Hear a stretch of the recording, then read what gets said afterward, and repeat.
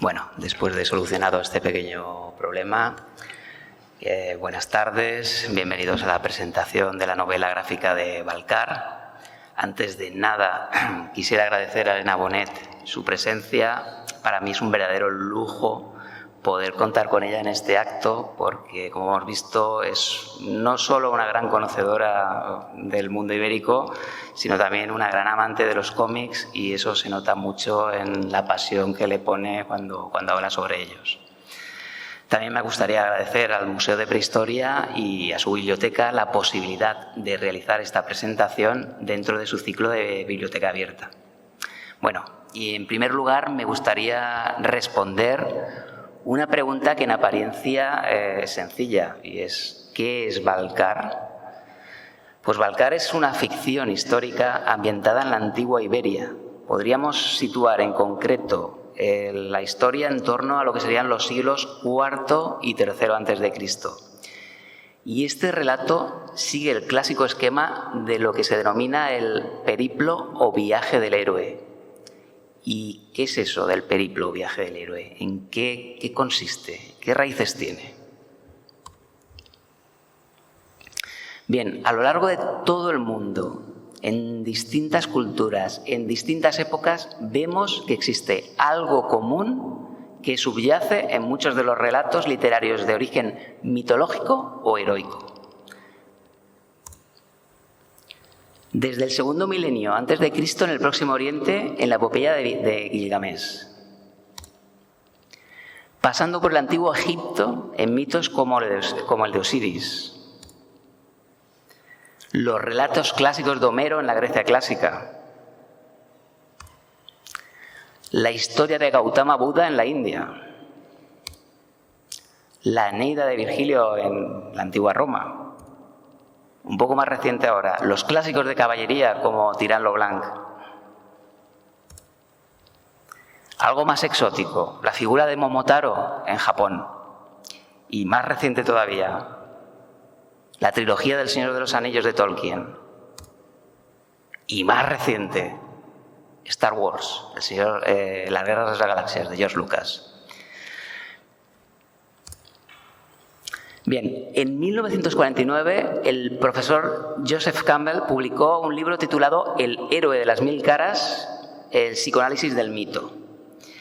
En este libro señalaba las similitudes entre todas estas historias y mitos y acuñó un término algo extraño para referirse a ello, que era el de monomito, aunque también es conocido por lo que hemos comentado antes, el periplo o el viaje del héroe.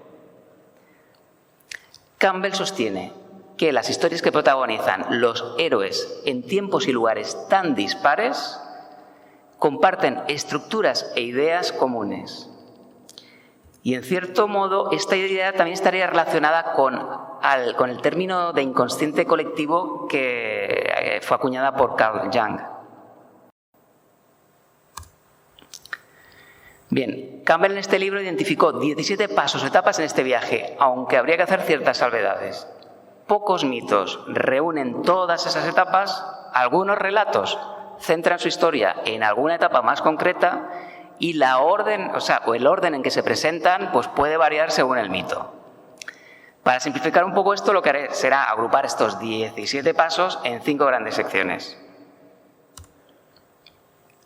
La primera gran etapa es la salida. En esta etapa se describe el mundo cotidiano, el día a día normal del protagonista. Se presenta su vida en sociedad antes de partir a la aventura. ¿Qué papel juega en ella? ¿Cómo es su carácter antes de iniciar la aventura?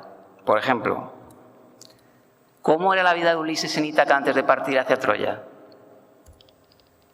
Y esa doble vida de Mr. Anderson, Neo como gris programador y hacker antes de descubrir la existencia de Matrix.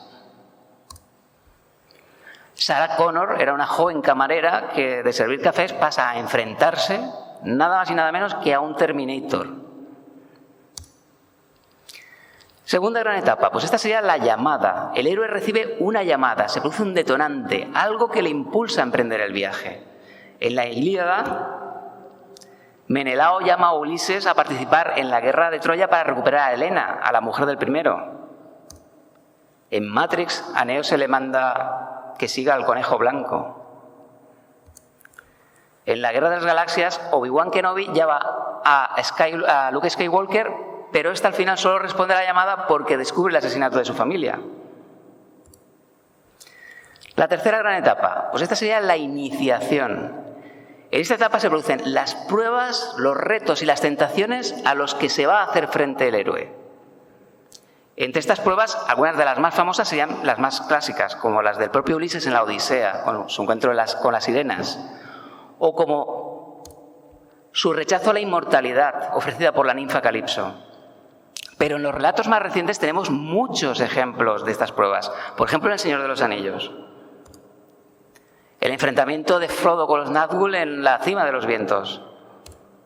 O el enfrentamiento de Frodo y Sam contra ella la araña en Cirith Ungol. Pero también en relatos de ciencia ficción, como en Alien, donde la teniente Ripley hace frente a esta diabólica criatura.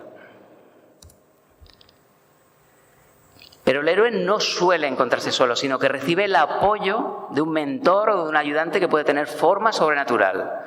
La propia palabra mentor tiene su origen en el amigo de Ulises que se encarga de la educación de Telémaco, el hijo de Ulises. Otro ejemplo clásico sería el artesano Dédalo, en la historia del laberinto de Creta. Pero algunos de los mentores más evidentes los tenemos en época más reciente. El maestro Yoda, en la Guerra de las Galaxias.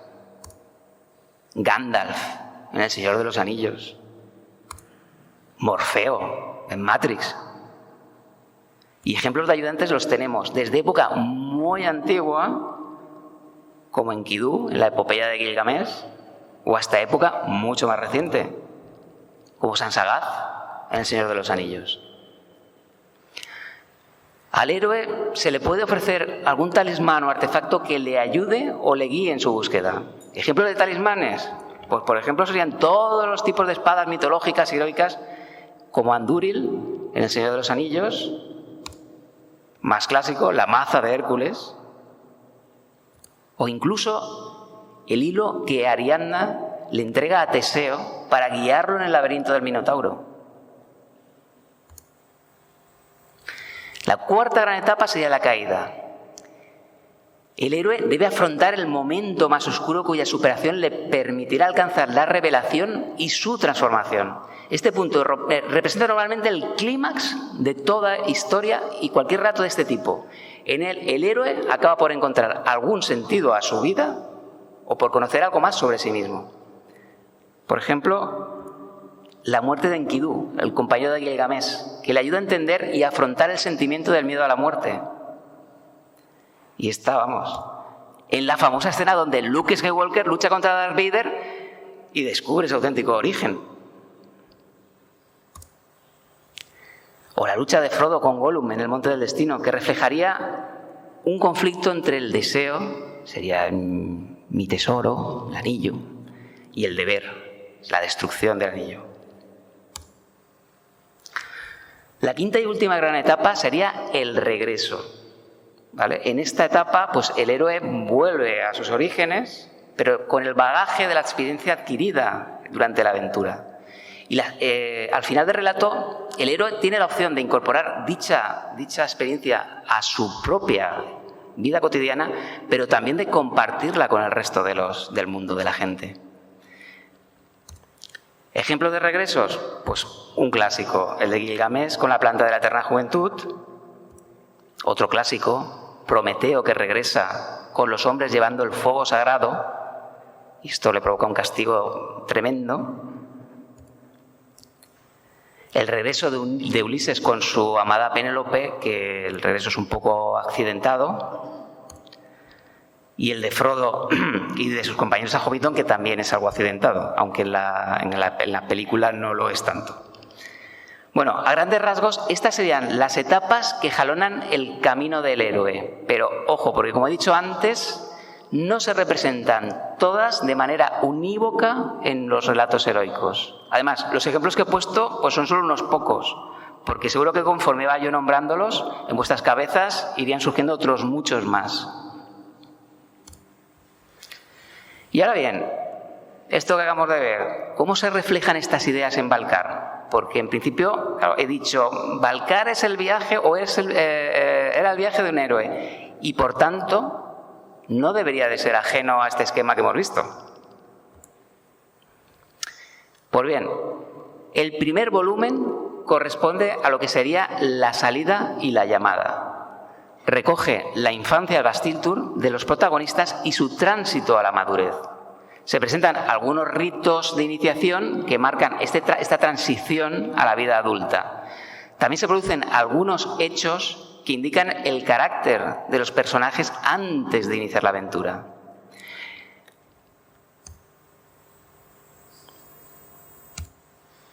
Estos serían los ritos, bueno, una muestra de los ritos. Y luego, el pequeño exvoto de bronce es como un talismán que da pistas sobre su destino. Además, recoge la figura del mentor, ¿vale?, que es su tío Tarvanícor, que formará a los jóvenes y guiará sus pasos en un futuro inmediato. Ahora bien, hay un detonante, algo que marca la ruptura en su vida cotidiana, la llamada. Esa es la llamada. La llamada aventura se produce por dos hechos relacionados.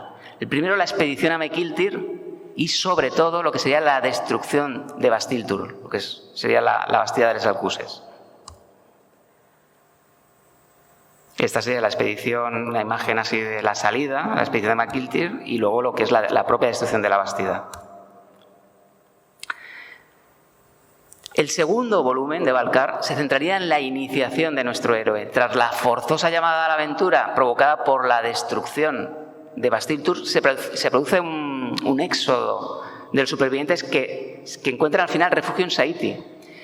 Algunos de los retos más importantes a los que se enfrenta el protagonista son, por un lado, las pérdidas tanto de su padre, de su padre como de su amada. Y es la incógnita de no saber qué ha sucedido con ellos. Esta propia incógnita lo que provoca es una pérdida de confianza, pérdida que le pasa factura a él. Y además, el viaje entre Saiti y Edeta, que sirve para poner en práctica todo lo que le ha enseñado su mentor Tarvanícor. Bien, y todo esto se produce en un contexto de pactos entre las aristocracias de ambas ciudades, que intentan mantener la estabilidad entre los territorios de Detania y Contestania. Y en este juego, tiene un papel muy importante lo que sean los lazos de sangre establecidos mediante pactos matrimoniales. Ahora aquí teníamos imágenes arriba de Saiti y abajo de Bastiltur. En el tercer volumen, que es ahora en el que estoy trabajando, se desarrolla lo que sería la caída y el regreso, que hemos visto según el esquema anterior de lo que sería el periplo del héroe. ¿Qué sucederá con el enfrentamiento entre Edeta y Kellin? ¿Bodilka se saldrá con la suya? ¿Cómo afectará al desarrollo de los protagonistas? ¿Alcanzarán su revelación? Bueno, pues si todo va bien, el año que viene tendremos respuesta a esas cuestiones.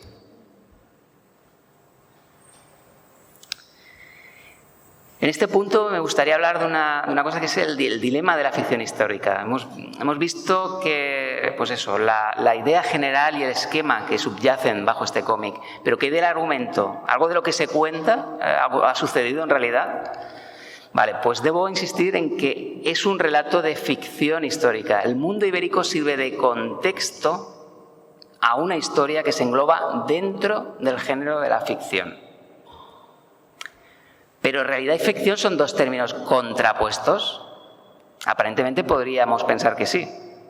Pero como afirma Jesús Maestro, profesor y teórico de literatura, en la literatura no está presente nada que antes no esté presente de alguna manera en el mundo real. La ficción es un uso extraordinario de la realidad. Es decir, la ficción utiliza elementos de la realidad fuera del orden o la regla natural. Cuanto más se subvierten estos elementos, más fantástico parece el relato. Digamos que dentro de cada relato de ficción pueden esconderse retales de realidad. Y si no, que se lo digan a Schliemann en su búsqueda de Troya. En el caso de Valcar, se pretende mantener el mayor rigor histórico posible en aspectos como indumentaria, armamento, arquitectura, herramientas, elementos domésticos, etc. Sin embargo, los hechos narrados se engloban dentro de la ficción, ya que no es fácil desarrollar un relato ambientado en el siglo o entre los siglos IV y III solo con lo que conocemos, a través de lo que sería la arqueología y las fuentes clásicas.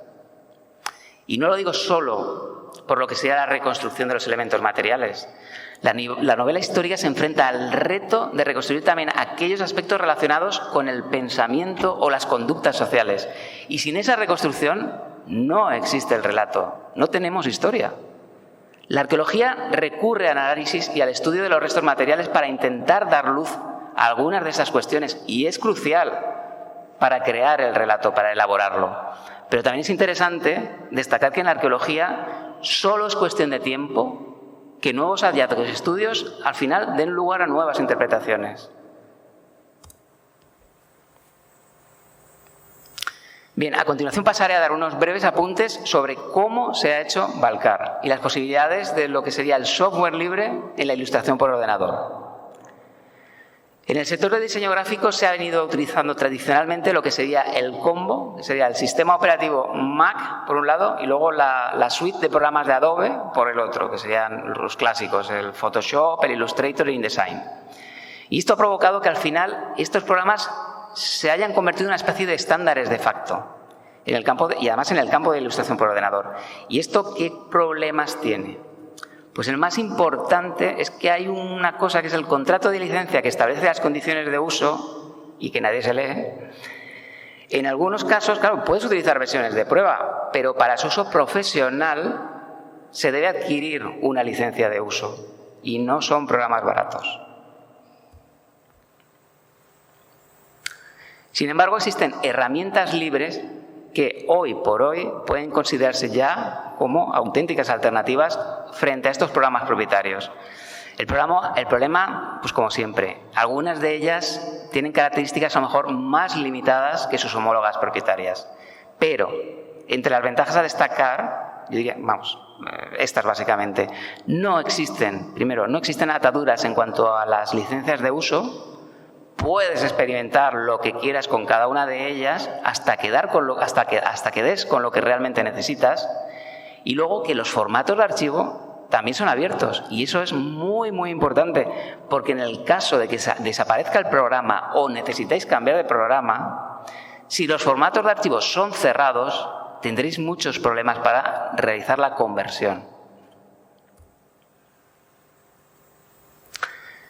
En esta viñeta de segundo volumen podemos ver cómo se han empleado algunos de estos programas, ¿vale? El primero, Blender, un programa que tengo especial afecto y está destinado a lo que sería la creación de modelos en 3D y en este caso se ha empleado para la creación de fondos y referencias.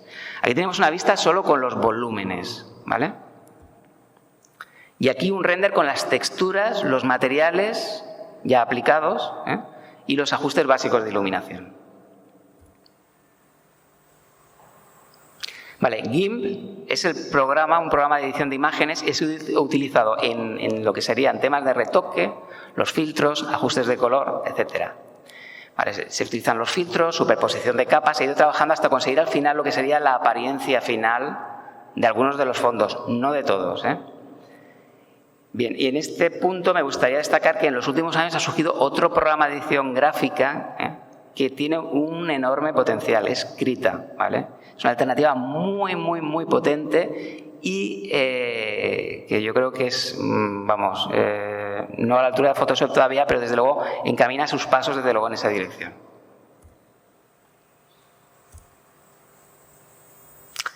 Bien, Inkscape sería el programa de edición de gráficos vectoriales y se ha empleado en el dibujo de los personajes de cada una de las viñetas. Y por último, Scribus se ha utilizado para la maquetación y la composición del libro. Por todo esto, me gusta considerar este cómic como un ejemplo práctico de las posibilidades que tiene actualmente el software libre en el campo de la ilustración. Así que si eres un ilustrador experimentado como si empiezas ahora, yo creo que es una buena ocasión para darle una oportunidad a estas herramientas de software libre y empezar a trastear con ellas. Bueno, pues esto ha sido todo. Espero veros pronto en la presentación del tercer volumen. Muchas gracias.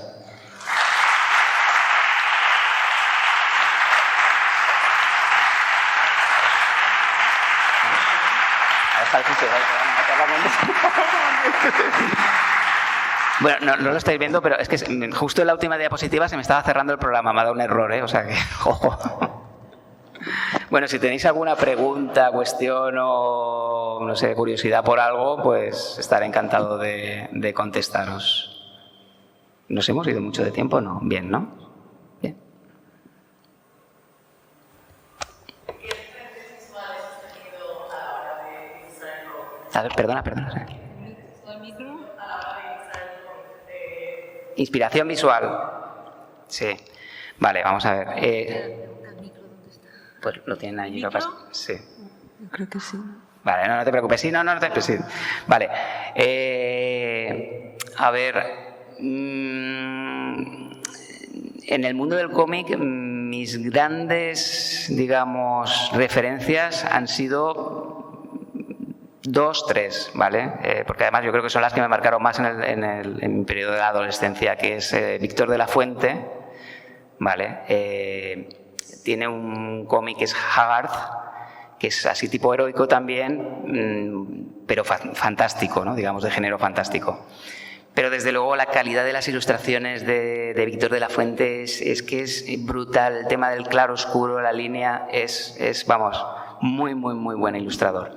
Luego otro ilustrador que también me marcó bastante es Jordi Vernet, ¿vale? Que, bueno, pues el clásico de Vernet es Torpedo, ¿vale? Torpedo, pues lo mismo, el tema del tratamiento de lo que sería la pluma, pero sobre todo los pinceles, cómo arrastra el pincel, cómo genera la textura mediante ese arrastre, ¿no? Y con eso logra crear la gradación de tonos, ¿no? Del claro oscuro, y eso pues es muy complicado de conseguir, sobre todo de conseguir. Vamos a ver, si lo haces directamente a mano es difícil, pero a ordenador también es muy complicado. Y luego el último, yo diría que me impactó porque visualmente tiene una gran fuerza, que es Vicente Segreyes, ¿vale? Vicente Segreyes utilizaba una técnica que era pintaba los cómics a óleo. O sea, los pintaba, era óleo. O sea, pintaba, cogía la hoja y empezaba con el óleo. Y eso, claro, no te permitía, no tenías margen de error. O sea, tenías que hacerlo, vamos. Pero claro, esa técnica es súper laboriosa. Pero claro, la iluminación, lo que es los paisajes, bueno, es increíble. La verdad es que esos 3 dibujantes, desde luego, yo creo que son los que más me han marcado. Al margen de que, bueno, pues hay otros que también tienen gran fuerza, como pues Frank Frazetta, Frank Miller también, claro, 300 es brutal. Richard Corben, por ejemplo, también con su Den. Claro, es que hay por ahí ilustradores brutales, pero todos y cada uno de ellos es que al final tienen algo, tienen ahí su cosita que haces que le tengas especialmente cariño, ¿no? Entonces, claro, podrías seguir, pero a todos al final acabas viendo algo, y de todos al final yo creo que acabas bebiendo. O sea, de todos al final acabas un poco porque dices, hostia, a mí, claro, ¿cómo trata este Víctor de la Fuente? ¿Cómo consigue hacer los degradados? ¿Cómo hace los cambios hacia grises? ¿O cómo lo hace Vernet ahí con el pincel? ¿Cómo arrastra el pincel? ¿Cómo consigue eso? Pues eso, claro, tiene su aquel.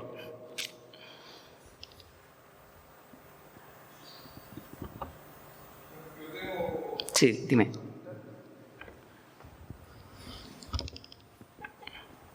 ¿Se escucha? Sí. Vale, bueno, en primer lugar, enhorabuena, y sobre todo que el segundo volumen te dejan ganas de... ¿Cuándo saldrá el tercero? Que te deja con muchas ganas, la verdad, por eso te doy enhorabuena. Luego, las 2 preguntas. Una, el villano, sí. No me acuerdo, empieza por... Bodilkas. Sí. Yo creo que has utilizado la referencia cinematográfica de Peter Ustinov, ¿no? Correcto. Vale. Vale, pues era eso. Y luego la segunda, te has centrado en el dibujo, y a mí me gustaría saber un poco más así unas pinceladas breves para no alargarlo mucho, de lo que te ha supuesto el guión, de no sé cuánto tiempo te ha costado elaborar el guión, si ha sido muy laborioso, no sé. Sí. Bueno, respecto al tema de los personajes, claro, claro, tienes buen ojo. Efectivamente, Bodilkas está inspirado el rostro de Peter Ustinov y hay más guiños así, es decir, al final pero esto es muy de Jordi Vernet. Jordi Vernet también hace mucho eso. En algunos de sus personajes lo que hacía era coger personajes de actores clásicos y les ponía el rostro y no sé, me parece un bonito guiño a la hora de resucitar ciertos personajes, ¿no? Sí. Sí, yo quería comentar lo mismo cuando lo estuve leyendo, ¿no? Cuando ves al rey de Edeta, dices, pero si este parece Robert Mitchum. Hay otro que es el jefe de los elfos, ¿no? El Ron y tal, y Peter Ustinov, ¿no? Sí. Y se lo pregunté también, ¿es un guiño al mundo del cine o es una técnica que se utiliza? También era una duda. Sí, es eso, es básicamente es un guiño, porque pues eso, además es que parece que ves películas y dices, es que este personaje parece que está hecho, ¿no? El actor parece que está hecho para ese personaje, ¿no? Entonces son caras que realmente ya solo con la cara, ya solo con el rostro te está diciendo mucho, o sea, ya prácticamente estás creando ya la mitad del personaje solo con utilizar esa cara, ¿vale? Vale, en cuanto al tema del guión. El tema del guión. Bueno, pues aconsejo un libro que se titula Salva al gato, de Blake Snyder, ¿vale? Que es un libro cortito sobre escritura de guión de cine, en este caso, pero que está muy bien, porque primero que te habla un poco de los géneros, las temáticas cinematográficas, pero además de hablarte de cada uno de los temas y cómo puedes organizar el guión, te da pues eso, recursos prácticos de cómo escribirlo, de cómo hacerlo. Además te ayuda a evitar ciertos errores, ¿no? Que te puedes cometer a la hora de escribirlo. Y es muy fácil incurrir en contradicciones o en errores. No te puedes imaginar, de hecho, claro, incluso ya cuando estás... Una vez que piensas que dices, bueno, pues ya he acabado con el guión, no, una vez estás ya metido incluso en dibujo de páginas, como yo estoy ahora en el tercer volumen, te das cuenta que todavía hay cosas que necesitas corregir. Claro, cuando tienes a lo mejor acabada la página, pues es un poco rollo, digamos, porque te obliga a rehacerla de nuevo. Pero, te toca hacerlo. Tienes que hacerlo porque te das cuenta y dices, no, es que esto no lo puedo dejar así. En cuanto a tiempo, pues, a ver, como normalmente la idea la tengo bastante definida en la cabeza y el esquema de lo que sería el esquema general de la historia, también, si lo tienes bien definido, ponerte a escribir cuesta, porque es verdad que al final, de hecho puede ser que es lo que más me cueste. Te puedes tirar tranquilamente un mes o más, un mes y medio, 2 meses con el guión, ¿vale? Más, por ejemplo, este último volumen pues ha salido prácticamente en un año, ¿vale? Entonces, desde que acabé el primer volumen, pues 2 meses guión más y luego el resto, pues 10 meses de dibujo, pero sí, 2 meses tranquilamente de guión, teniéndolo ya bastante claro y definido, ojo.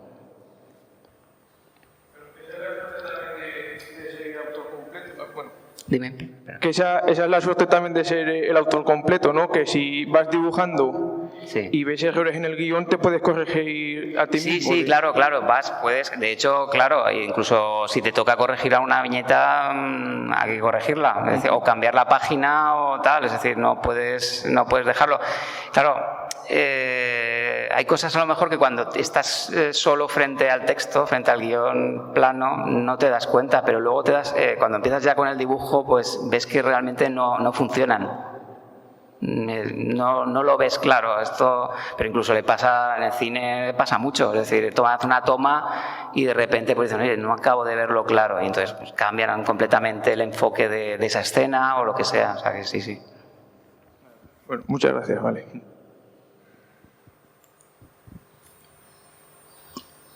¿Alguna pregunta más?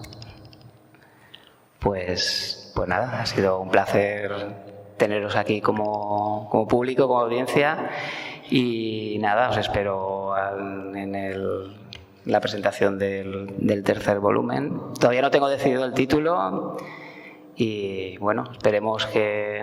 supongo que no será algo más de un año seguramente, ¿eh? O sea, pero bueno, esperemos que no tarde mucho más. Muchas gracias.